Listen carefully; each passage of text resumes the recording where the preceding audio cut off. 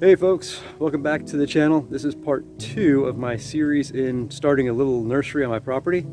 And today we are going to stick fig cuttings. These were underneath my crawl space. They were cut probably about 3 weeks ago. And I put them underneath there because we had really freezing temperatures for a while. And it was warmer under there by at least a few degrees. It was more refrigerator temperature, which I think is more appropriate for storing figs. And today we are gonna load up the wheelbarrow full of homemade compost. We're gonna do about a 4-to-1 ratio, 4 parts compost to 1 part perlite. We're gonna fill our #1 nursery pots. We're gonna get our rooting hormone, and we're gonna get some fig cuttings stuck. So let's go, get some work done. I filled up this wheelbarrow with a homemade compost. I didn't even sift it, I just filled up all 6 cubic feet. And the blend I'm going to use for these cuttings is 4 parts of homemade compost to 1 part of perlite. I'm filling up the tub out here to the left with 4 1-gallon pots of the compost, and then I'm bringing it inside to add the perlite, mixing it together, filling up the pots, lather, rinse, repeat. So once I'm all set up, we'll get to sticking those cuttings. So we are 40 pots in so far, and that's the material I've got left from the wheelbarrow mixed with the perlite.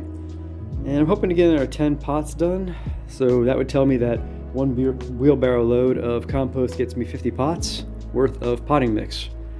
And let's get these last 10 filled, and then we can start sticking.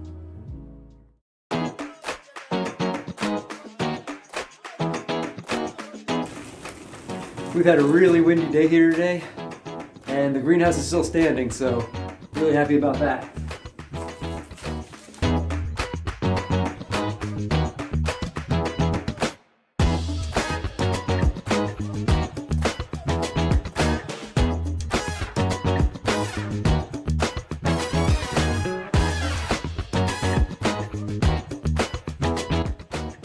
And there it is, 51 pots full of potting mix, ready to get some fig cuttings introduced to them.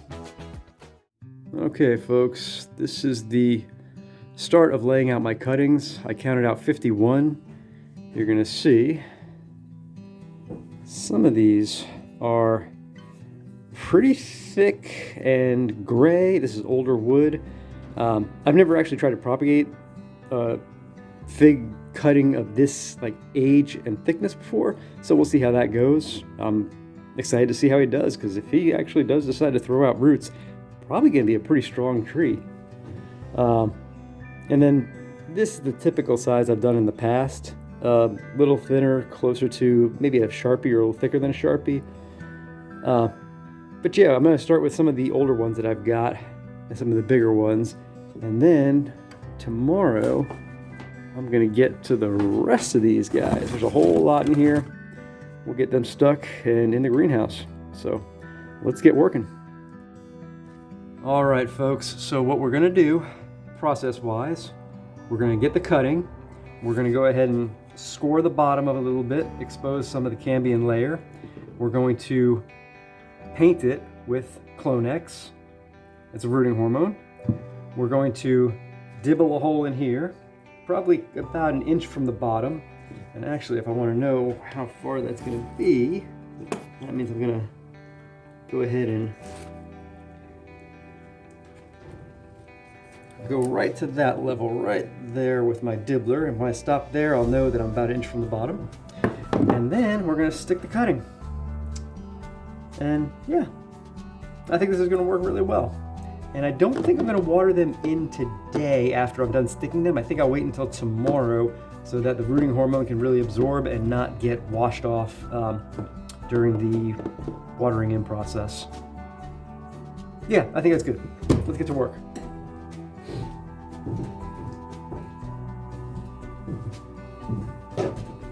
So we're going to start with this big fella first.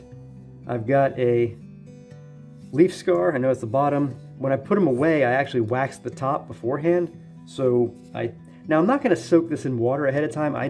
It'll probably be a pretty good practice, but I think he's going to be okay to absorb moisture. I don't think it's going to be this dried out at this point. So let's see what we're dealing with underneath. That's I'm going to go opposite the leaf scar. We're going to, yeah, I'm good with that. Now before I start painting, my dibbler is even smaller than this guy, so that should be fun.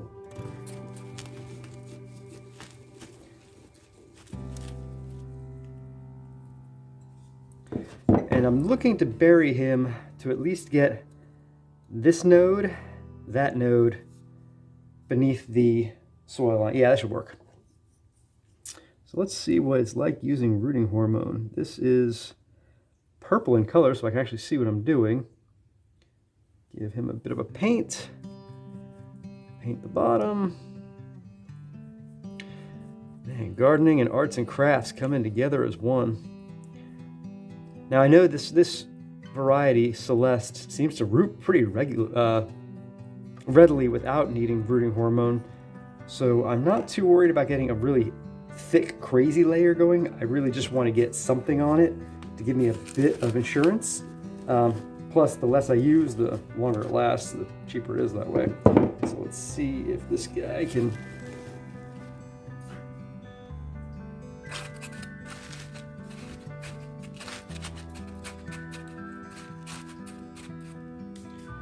Beauty! Love it. All right, 50 more. I'll show you when it's done. Wish me luck. And that is 51 cuttings stuck. Is that not a thing of beauty or what? I'm excited. I'm gonna leave these in this building overnight to just sort of settle in. And tomorrow I'm going to move them out. I'm going to water them in and move them into the greenhouse. Now, the biggest challenge I've got right now is the fact that I don't have a way to provide them bottom heat or consistent warmth. The greenhouse is not going to get that warm. Our ambient temperatures outside are really, some days we're scheduled to get into the mid-high 50s, the nights still in that low 30s to mid 30s. So not ideal for rooting, but if they hold and don't rot at least, that'll be a bit of a win, so that when our temperatures break warmer, they're ready to take off. So back in October, I think it was mid-October, I took some green cuttings from that same tree, the Celeste fig. I wanted to try to root green cuttings because I saw online that you could do that. I thought it'd be a fun little experiment. Things have gone really well with that process, but I did have a few that didn't make it, and here are 3 of them. Now, the reason they're so short is because as they were sitting in the potting mix, the bottoms did rot off, so they didn't take. And you can see I cut the last node off, and it still looks like viable wood there. So I'm going to go ahead and, while I've got my rooting hormone out, I'm going to go ahead and paint these things in and put them in 4-inch squares and pop them on the windowsill in this building just to see what happens. And when I update as the rooting of these go, we'll check these as well. All right, folks, we're calling it. That was a lot of fun. I always enjoy sticking cuttings. It's there's a certain magic in the process, imagining the rooting process as it takes place and then seeing the leaf growth.